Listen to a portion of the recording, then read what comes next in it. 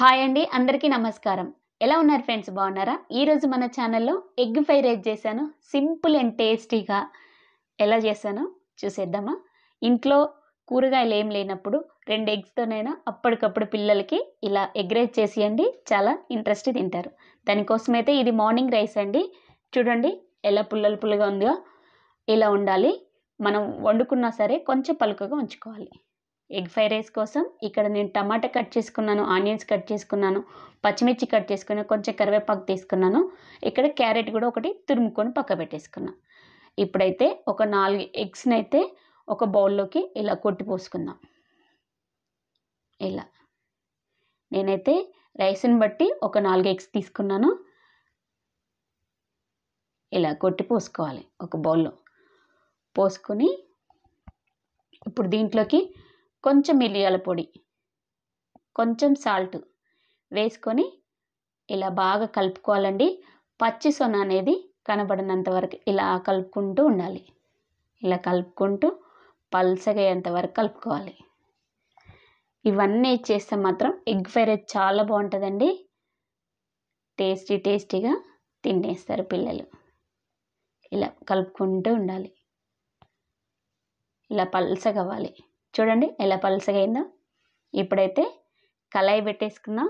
కళాయి హీట్ ఎక్కిన తర్వాత కొంచెం ఆయిల్ వేసుకుందాం. ఆయిల్ వేసుకొని ఈ ఎగ్స్ పోసేసుకుందాం.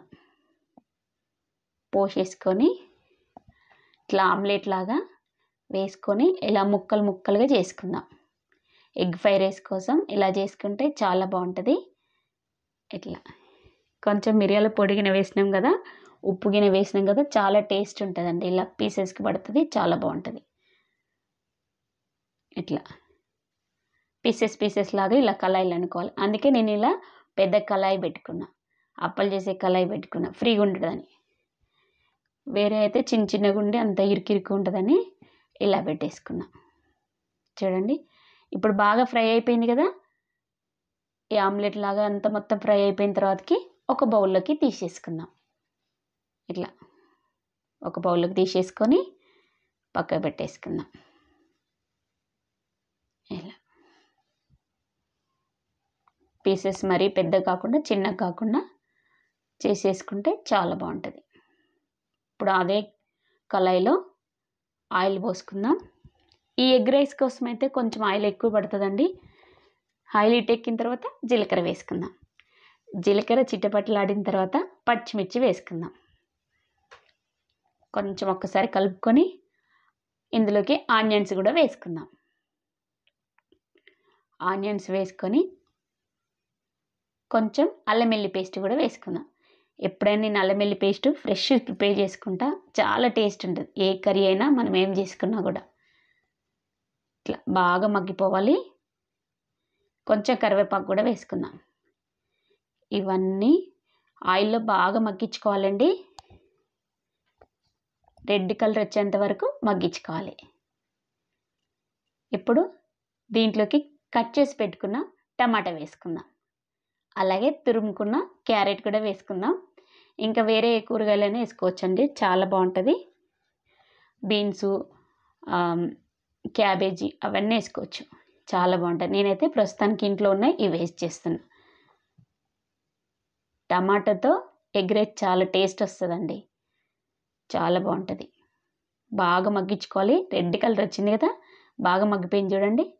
ఇప్పుడు దీంట్లోకి కొంచెం కారం వేసుకుందాం, కొంచెం పసుపు కూడా వేసుకుందాం,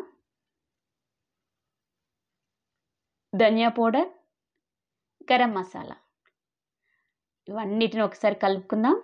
బాగా ఆయిల్లో ఫ్రై అవ్వాలి. దీంట్లో కొంచెం సాల్ట్ కూడా వేసుకుందాం. సాల్ట్ వేసుకొని కలుపుకొని ఇట్లా బాగా ఆయిల్లో ఫ్రై అవ్వాలండి. పచ్చిదనం అనేది లేకుండా ఫ్రై అవ్వాలి. ఉప్పు కారం బాగా అయిపోయిన తర్వాత ఇప్పుడు రైస్ వేసుకుందాం. దీంట్లోకి ఇప్పుడు ఎగ్ ముక్కలు కూడా వేసుకుందాం.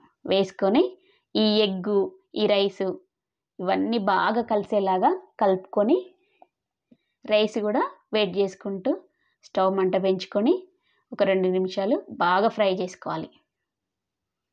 ఇవన్నీ బాగా కలిసేలాగా ఆయిల్లో బాగా మగ్గించుకోవాలి. వన్నిటిని పీసెస్ లాగా చేసుకుంటూ రైస్ని అయితే బాగా వేడి చేసుకోవాలి. చూడండి, ఇలా కలుపుకుంటూ మంచిగా 2 నిమిషాలు అన్నాన్ని బాగా వేడి చేసుకుంటే ఎగ్ ఫ్రై రైస్ చాలా బాగుంటుంది. ఇట్లా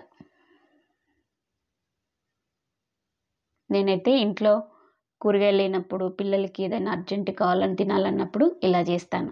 చాలా బాగుంటుందండి. బయటికంటే ఇంట్లో పిల్లలకి మనం చేసి పెట్టుకుంటే ఆ సాటిస్ఫాక్షన్ వేరు కదా.